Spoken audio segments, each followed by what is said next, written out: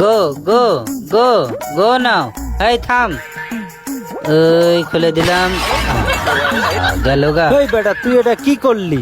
গেল।